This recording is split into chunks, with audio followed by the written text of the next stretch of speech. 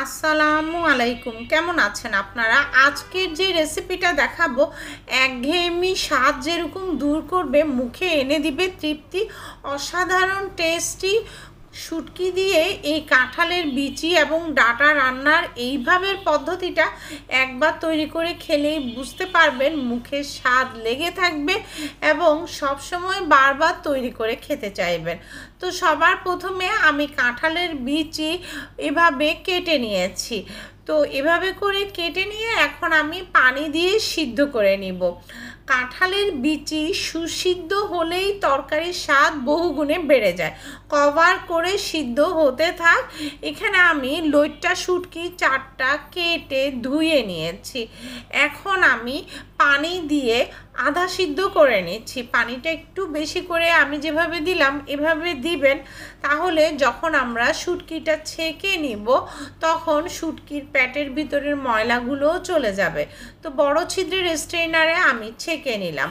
আর এখানে আমি একটা চ্যাপা বা শিদুল শুটকি নিয়েছি, আমি মাথা ফেলে দিয়েছি।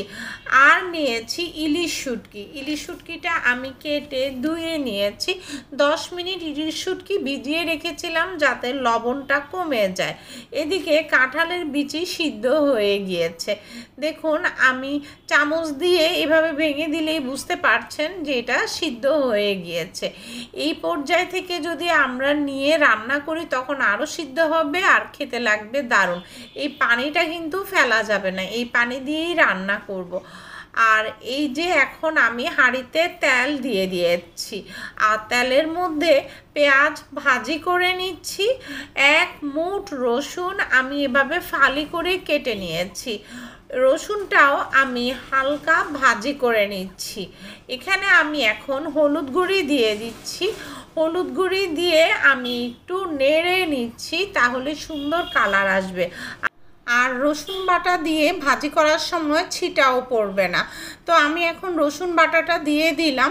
দিয়ে এখানে আমি এখন ভাজি করে নিচ্ছি, কাঁচা গন্ধ যাতে না থাকে ওভাবে ভালো করে ভাজি করে নিচ্ছি। এবার বিচি সিদ্ধের সেই পানিটা আমি এখানে দিয়ে দিচ্ছি।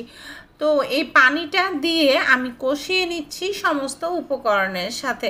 আর লাল মরিচের গুঁড়া দিচ্ছি। ঝালটা একটু বেশি হলেই কিন্তু খেতে বেশি টেস্ট লাগে। লবণ আমি দিয়ে দিচ্ছি, ইলিশ শুটকিতেও লবণ আছে, ওভাবে ব্যালেন্স করে দিয়ে দিবেন। এখন সমস্ত উপকরণ কিছুক্ষণ কষিয়ে নিচ্ছি। আর সামান্য জিরা গুঁড়া দিচ্ছি, একদম সামান্য। বেশি মশলা দিলেই ইলিশ শুটকির যে স্বাদ সেটা নষ্ট হয়ে যাবে।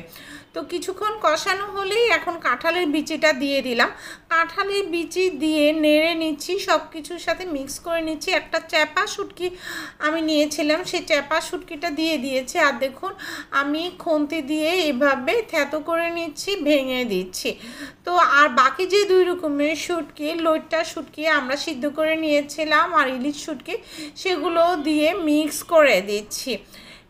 এখন 2 মিনিট আমি কভার করে কষিয়ে নিচ্ছি। শুটকির সাথে কাঁঠালের বিচিটা আগে একটু কষিয়ে নিলে টেস্ট অনেক ভালো আসবে। এখন আমি এখানে কেটে রাখা ডাঁটাগুলো দিয়ে দিব। একটু মোটা ডাঁটা, এজন্য আমি এভাবে ফালি করে কেটে দিয়েছি লম্বা লম্বা করে। তো চিকন ডাঁটা হলে সেগুলো আর ফালি করার প্রয়োজন হয় না। এখন সব কিছু মিক্স করে কভার করে আমি কিছুক্ষণ কষিয়ে নিচ্ছি। তো ডাঁটা, কাঁঠালের বিচি, শুটকি সব কিছু একসাথে কষিয়ে নেওয়া হয়ে গিয়েছে। এখন পর্যাপ্ত পরিমাণে ঝোল দিব। একটু ঝোল ঝোল থাকলে না এই তরকারিটার ঝোলটাও অনেক টেস্ট হয়, কবজি চুবিয়ে খাওয়ার মতো একটা তরকারি। প্রথমে খানিকটা পানি দিয়ে আমি একটু মিক্স করে নিয়ে আরও খানিকটা পানি দিলাম। আর যে পরিমাণ ঝোল আপনারা রাখবেন, তো তার চাইতে আরেকটু বেশি ঝোল রাখতে হবে, কারণ এটা চুলা থেকে নামানোর পর ঠান্ডা হওয়ার পর কাঁঠালের বিচির তরকারি কিছুটা ঝোল টেনে নিবে।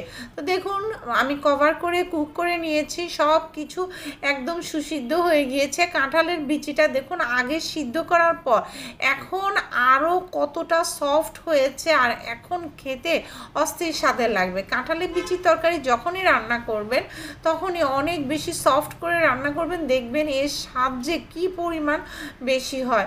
তো দেখুন আমি একটু ঠান্ডা করার পর আরেকটু ঝোল টেনে গিয়েছে, দেখাচ্ছি আপনাদেরকে সার্ভ করে। অস্থির স্বাদের এই তরকারি যে কোনো সময় মুখের অরুচি পালাবে। সবাই ইউটিউবে চ্যানেলটাকে সাবস্ক্রাইব করে পাশে থাকবেন, পাশে বেল আইকনটা প্রেস করবেন যাতে করে নো ফেল ক্লিয়ার ডিটেলস করা রেসিপির ভিডিও নোটিফিকেশন আপনাদের কাছে পৌঁছে যায়। আর যারা ফেসবুকে ওয়াচ করছেন ফলো দিলেই পৌঁছে যাবে ভিডিও নোটিফিকেশন। পরবর্তী ভিডিও দেখার নিমন্ত্রণ রইল। আল্লাহ হাফেজ।